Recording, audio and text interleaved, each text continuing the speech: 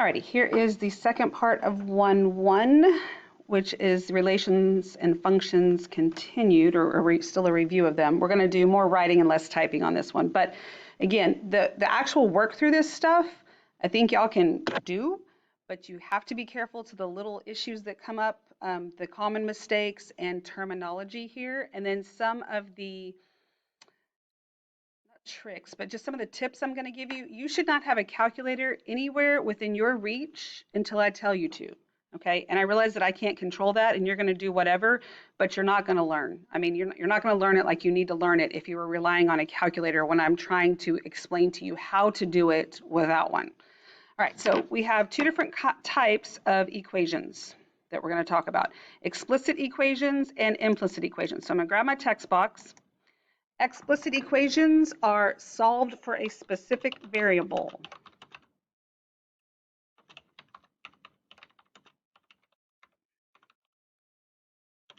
All right, and then we'll go ahead and type the other. Implicit equations are not solved for a specific variable, so I'm going to grab all this and I'm going to copy it, Control C. Then I'm going to put in here that they are not, Control V, solved for a specific variable. Okay, so explicit equations. I'm going to grab my pen here. Explicit equations solved for a specific variable, so that would be like y equals 3x squared plus 7 and x equals 2y cubed plus 4y. So those are just some random examples, but they're explicit equations because this one is explicitly solved for y, this one is explicitly solved for x. That means on the other side there's no y's and there's no x's. Then implicit equations, when they are not solved for a specific variable, would look like this: x squared plus y squared equals 7. So I want you to think about what that would graph. And if you get it right, you get to pat yourself on the back. That graph's a circle, something you should totally know from geometry. All right, and then another one could be 3y squared minus x equals 4. Think about what that would graph. That would graph a parabola that's laying on its side because you have a y squared and not an x squared. All right, so we are going to solve these. So let's see. I need to move that over. Okay, there we go. All right, so it says write each equation explicitly in terms of y. That means solve for y. What y equals something, but all the y's are just, there's only one y in there. All right, so the first thing I'm going to do to get y by itself is I'm going to subtract x from both sides. So I'm going to get negative 4y equals 20 minus x. Then I'm going to divide everything through by a negative 4, so y equals negative 5, and I'm not going to put x over 4, it's going to become positive, but it's going to be plus 1/4 x. Not a decimal. My head will explode if you're using decimals. Okay, so the second part of this says, then indicate whether the equation is a function. Well, you should know what this graphs. It's going to graph a line, so the answer is yes. All right, so then let's look at number 3. And the numbering is off on here because I moved things around and took stuff out so you'd have more room to write, and I didn't change the numbering, which happens a lot, so it's fine. You don't have to tell me my numbering wrong. Probably is. It's not worth my time. So number 3, why don't you pause it, work number 3, and then you can come see if we agree. Okay, I'm going to solve for y. So I'm going to add x to both sides. So I'm going to get y plus 1 squared equals 3 plus x. So then to get y, I don't get to subtract the 1 because it's inside the squared. So to undo a square, I need to take the square root. So I'm going to take the square root of both sides. And when I do, on the left, I get y plus 1, okay, equals, and then I do have the square root of 3 plus x, but any time that you introduce a square root into your work, you have to put plus or minus. So it's plus or minus 3 plus x. And I'm going to tell you right now, that is a super common mistake, and it's going to cause some of you to get things wrong, like a lot. You cannot forget the plus or minus. I still need to get y by itself, so I'm going to subtract 1 from both sides. So I get y equals plus or minus the square root of 3 plus x minus 1. And that is explicitly solved for y. Now, you may not know what that graphs, okay? And that's okay. And I also make sure, because my little square root, this square root goes all the way there. There we go. You may not know what it graphs to be able to just say, hey, I know that's a function. So again, no calculator, no graphing on this. You have to be able to think through it without those tools. Like the only tool you need right now is your brain. So let's think about substituting in some numbers. Let's say that I substitute in 1 for x. Okay, so if I substitute in 1 for x, this is going to give me the square root of 4, which is going to make it easy, right? So I'm going to get a positive square root of 4. So a positive 2 minus 1 is 1 for my y value. I would also get a negative 2 minus 1, which is a negative 3 for my y value. So that one x value that I put in gave me 2 y values, which means no, it is not a function. Right. So for each one of these next ones, why don't you pause, see if you can work them out, and then come back and watch me work them or work through them with me and see if we agree. Okay, trying to get y by itself. So I'm going to do two things at once. I'm going to move this y plus 1 over to the other side, or the square root of y plus 1, so I can make it positive, and then I'm going to subtract 8. So I'm going to get x minus 8 equals the square root of y plus 1. And there are different ways to work things out. I'm not saying you have to work it out exactly like I do, but it does, if you do everything legally like you're supposed to and you don't just get lucky along the way, our answers in the end should look the same. And, okay, so to undo the square root, I need to square both sides. So that means this is going to give me x minus 8 squared equals y plus 1. No plus or minus because I didn't introduce the square root, I took 1 out.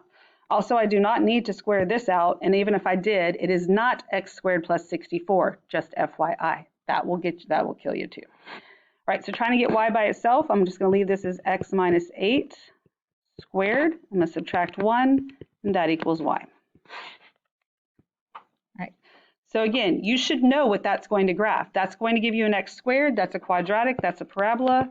The answer is yes. All right. Okay, number 6. I need to get y by itself, so I want all of my y's on one side of the equal sign, which means I want to move the negative 1. So this is going to give me xy minus 5y equals 2x plus 1. Then I need to get this y by itself. If I move 5y over here, now I have y on both sides. That's a problem. I have two terms that have something the same in it. That's called a greatest common factor, or a common factor anyway. So I can factor out the GCF, and I get y times x minus 5 equals 2x plus 1. Then to get y by itself, I'm going to divide both sides by x minus 5. So y equals 2x plus 1 over x minus 5. Okay. So if you're not sure what that graphs, that's okay. Some of them we should know. Some of them maybe you don't know yet, and that's all right. So let's think about substituting in a number. Let's substitute in a 1. If I substitute in a 1, that's going to give me 3 over negative 4. And it's not possible for me to get anything else out of that. No matter what number I put in, I'm not going to be able to get more than one y value out, which means yes, this is a function. Okay. Now let's talk about function notation. So explicit functions, I'm highlighting, explicit functions are frequently written using function notation. This should totally not be new to you. So I'm going back to my pen. And so let's say that I have y equals 3x squared plus 7. That is a function, so to make it into function notation, it becomes f of x equals 3x squared plus 7. If this is brand new news to you, that's a problem. And the way you read it, anytime we say how you actually say the notation that you're seeing, it goes in quotes. So what you actually say is f of x. Okay. Again, hopefully not brand new information.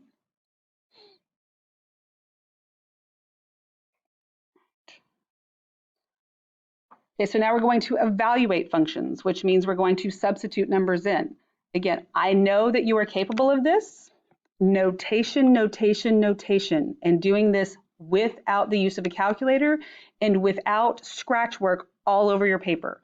Okay, I'm not saying scratch work's fine. I don't care that you have it on there, but if you just have this crazy multiplication and stuff all over the place, that means you're doing it the hard way. So if you will listen to what I am trying to explain to you, how to think through things differently and think numerically, I can simplify your life I promise. But not if you're just not listening and insisting on using a calculator, you'll never get it, okay? So let's look at 11. I have q of x equals the square root of 6 minus 2x, and I want q of negative 15. So what I write down is q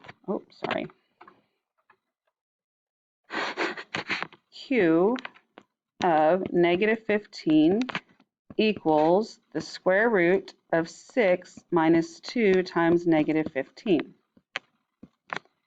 Okay. So then I don't necessarily have to write the left side again. I'm just going to put in equals. This is the square root of 6, and then negative 2 times negative 15 is a positive 30. So that gives me the square root of 36. It is not plus or minus because I didn't introduce the square root. It was already there, which means my answer is q of negative 15 equals 6. And it's that easy. Notation, guys, you have to start with this in it, and you have to end. Don't just put 6 and put a box around it. What does 6 mean?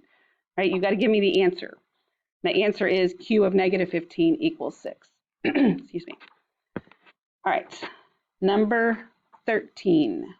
So I want you to work through this one with me because I want you to see how I think through this. No calculator, and I'm not I'm not a human calculator either. I just know how to think smarter, not harder.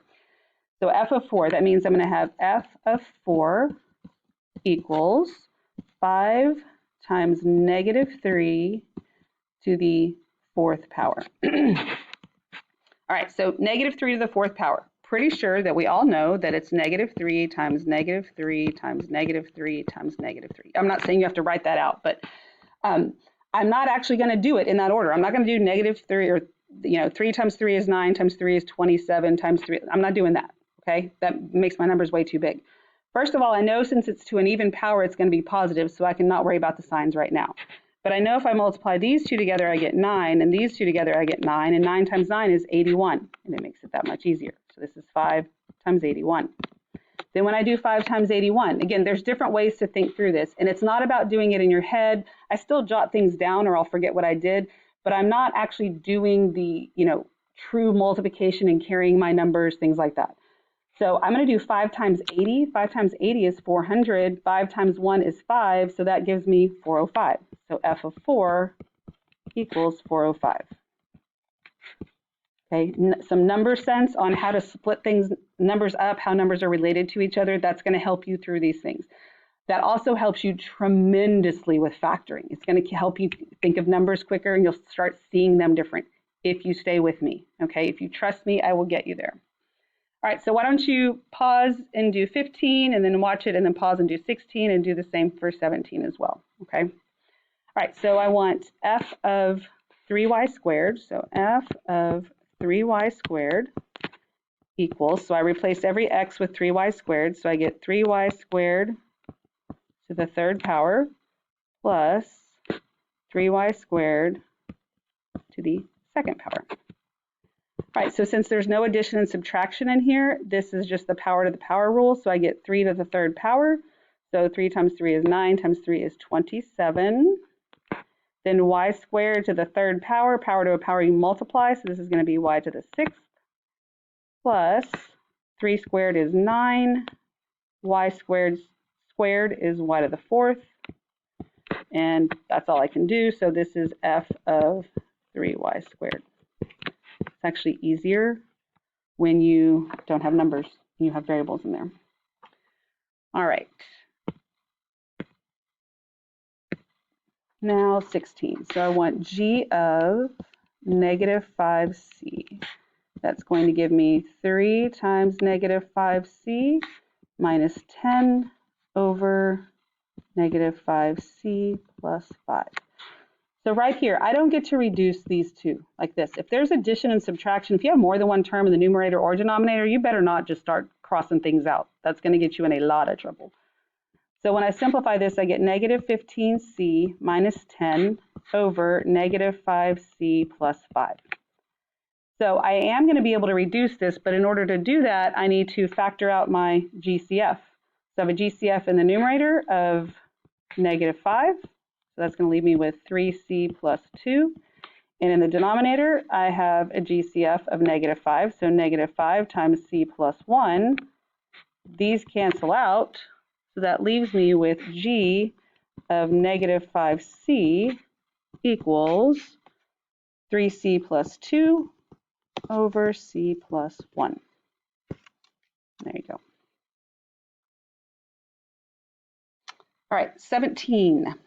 I have h of 2a plus 7. So I'm going to substitute that in. So h of 2a plus 7 equals 2a plus 7 parentheses squared minus parentheses 2a plus 7 minus 1. When I go to square this, I don't just square this one and square this one. This means 2a plus 7 times 2a plus 7. And you should be able to multiply those together. There were problems like that on the summer assignment so that you could practice whether you do, grouping, the box, distribution, FOIL, whatever you learned is fine. But hopefully you get to the point where you can just think through it. And it's going to give you 4a squared. And then I'd get 14 and 14 is 28a.